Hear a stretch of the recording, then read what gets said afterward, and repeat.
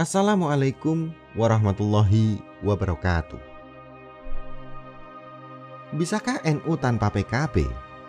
Pertanyaan ini mengemuka seiring berbagai informasi yang mengindikasikan adanya paradigma NU baru dalam berpolitik. Berita pemanggilan Ketua PCNU Bondowoso Abdul Qodir Syam oleh PBNU tentang pernyataan di media NU memperalat PKB pada tanggal 24 bulan 1 tahun 2022 menjadi isu baru dalam kepemimpinan Gus Yahya, Kyai Yahya Khalil Stakuf sebagai Ketua Umum PBNU 2022 sampai 2027.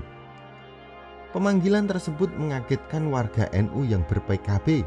Sebelumnya, Ketua PCNU Banyuwangi dan Sidoarjo juga dipanggil untuk tabayun atau klarifikasi atas kegiatan yang diduga mengarah pada politik praktis. Di sisi lain, juga muncul pernyataan Kyai Jazuli Cirebon mengaku NU wajib ber-PKB pada tanggal 2 bulan 2 tahun 2022 yang juga sama viralnya dalam grup media sosial warga NU. Kegiatan pemanggilan dalam rangka tabayun merupakan hal lazim dilakukan oleh NU, namun menjadi tidak biasa karena ada hubungan dengan pernyataan Gus Yahya untuk menjaga jarak dengan partai politik. Pernyataan tersebut bertolak belakang dengan kenyataan sebelumnya, di mana NU selalu menempatkan partai politik tertentu sebagai pintu masuk perjuangannya, meskipun tidak mengabaikan peran dan kontribusinya pada semua partai. Ada apa dengan NU sehingga merasa penting untuk memanggil pimpinan cabang untuk klarifikasi bisakah NU tanpa PKB? NU, Gus Dur, dan PKB. NU merupakan organisasi kemasyarakatan yang bergerak di bidang pendidikan, dakwah, dan sosial. Namun, NU memiliki irisan dengan politik karena pernah menjadi partai dan ikut pemilu tahun 1955 dan 1971.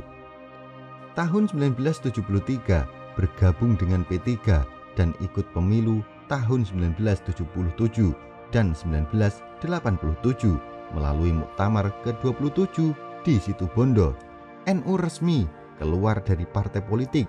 Deklarasi tersebut dikenal dengan Khitoh 1926, yakni kembali sebagai organisasi keagamaan dan sosial. Sejatinya, NU tidak dapat terlepas dari politik karena politik merupakan perintah agama.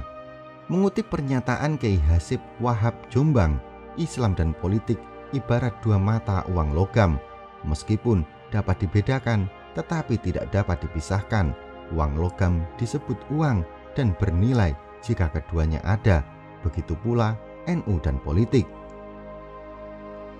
Karena begitu dekatnya hubungan NU dan politik, maka ketika reformasi bergulir tahun 1998, NU terseret kembali dalam kegiatan politik praktis dengan ikut serta mendirikan PKB. Saat mendirikan PKB 23 Juli 1998, Gus Dur masih aktif sebagai Ketua Umum PBNU. Demikian pula para kiai dan tokoh-tokoh berpengaruh seperti Kyai Ilyas Ruhyat, Kyai Mustafa Bisri, Gus Mus, dan Kyai Mucid Muzadi. Beberapa keputusan penting dilakukan melalui pleno PBNU. Demikian pula surat tegas tim 5 dan tim asistensi yang diketuai oleh Arifin Junaidi untuk menyiapkan partai sebagai aspirasi warga NU dikeluarkan oleh PBNU.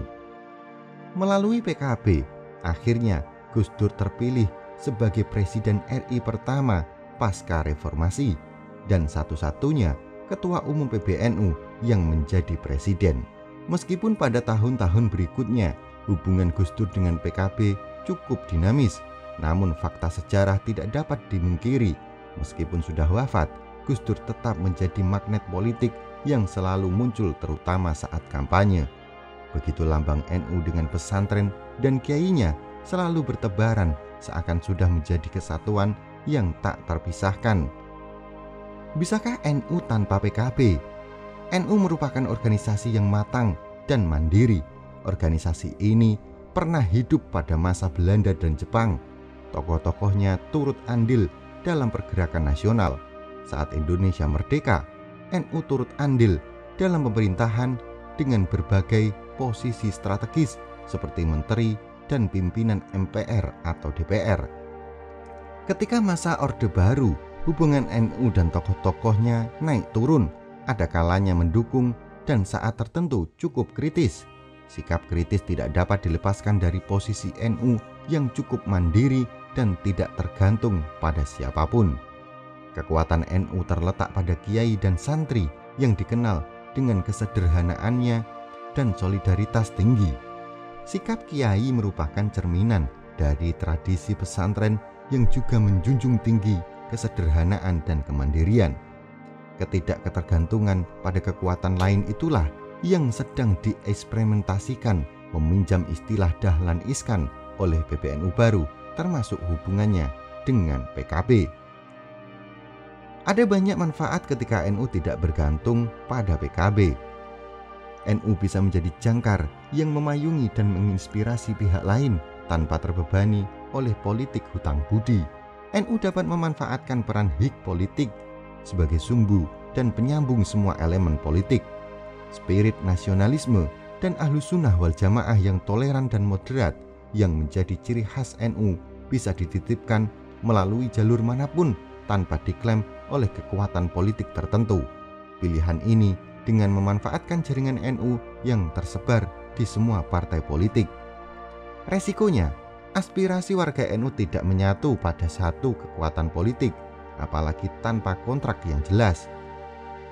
Konstituen NU yang diperkirakan 85 juta bisa menyebar kemana-mana yang bisa terikat secara ideologis dan kultural dengan partai pilihannya. Hal tersebut sebagai bendera kemenangan bagi partai yang ingin merebut suara NU. Jika NU bisa tanpa PKB, mampukah PKB tanpa NU? Tidak mudah bagi PKB tanpa dukungan NU dan pesantren. Hasil terbesar suara PKB nasional berasal dari kantong NU dan pesantren seperti Jatim, Jateng, dan Jabar. Juga sebagian Lampung, Kalsel, dan Sulawesi Selatan. 31 dari 58 anggota FKB DPR atau separuh lebih hasil pemilu 2019 berasal dari Dapil Jatim dan Jateng. Di Dapil Jateng, suara terbesar PKB berasal dari kawasan pesisir yang identik dengan kantor NU dan pesantren. Begitu pula, PKB cukup rentan ketika berhadapan dengan kekuatan NU yang berafiliasi dengan Gus Durian atau pecinta Gus Dur. Jumlah kelompok tersebut masih besar, baik yang masih berada di dalam maupun di luar PKB, sebagaimana yang terjadi pada pemilu 2009, yang menyebabkan suara PKB jatuh hingga 4,94% atau hanya memiliki 27 wakil di DPR. Jika NU sudah teruji dan mampu berdiri tegak tanpa PKB, mampukah PKB tetap survive tanpa NU? Bagaimana tanggapan Anda dengan video ini?